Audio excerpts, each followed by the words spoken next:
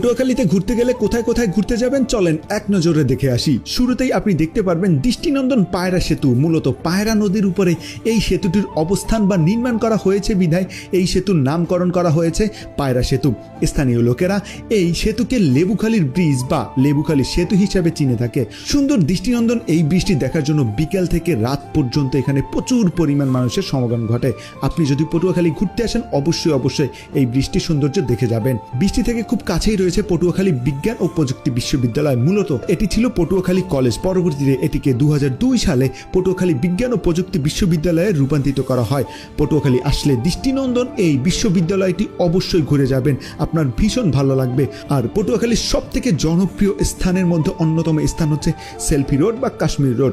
আর selfie রোডের পাশেই আপনি পেয়ে যাবেন বড় একটি রোড, সেই রোডের নাম হচ্ছে ঝাউবন রোড। আসলে এখানে আসলে আপনার ভালো লাগবেই, কারণ পটুয়াখালীর মধ্যে অন্যতম জনপ্রিয় স্থান হচ্ছে এটি। আর পাশেই রয়েছে শিশু পার্ক, যেটি শিশুদের বিনোদন কেন্দ্র হিসাবে খুবই জনপ্রিয়তা লাভ করেছে।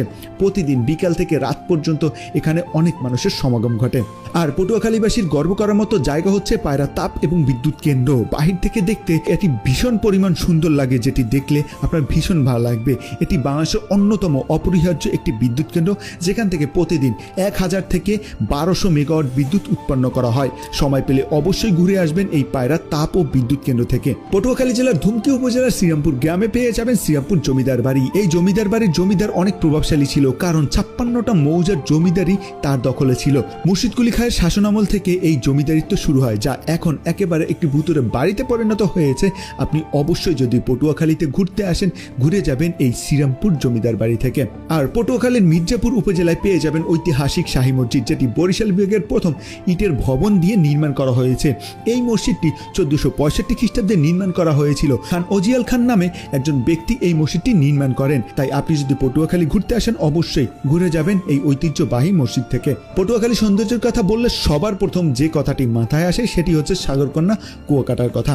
আসলে এই কুয়াকাটার সৌন্দর্য যদি আপনি মিস করে যান তাহলে লাইফে অনেক বড় একটি সৌন্দর্য মিস করে যাবেন। তাই অবশ্যই সময় পেলে ঘুরে যাবেন এই সাগরকন্যা কুয়াকাটার বুক থেকে, কারণ সাগরের বুকে সূর্যোদয় এবং সূর্যাস্ত যদি আপনি দেখতে চান তাহলে অবশ্যই আসতে হবে আপনার এই কুয়াকাটাতে। তাই অবশ্যই সময় পেলে ঘুরে যাবেন এই সাগরকন্যা কুয়াকাটার বুক থেকে। আর এই কুয়াকাটা নিয়ে আমার আলাদা একটি ভিডিও আছে, অবশ্যই সেই ভিডিও দেখে গাইডলাইন সহকারে এখান থেকে ঘুরে যাবেন।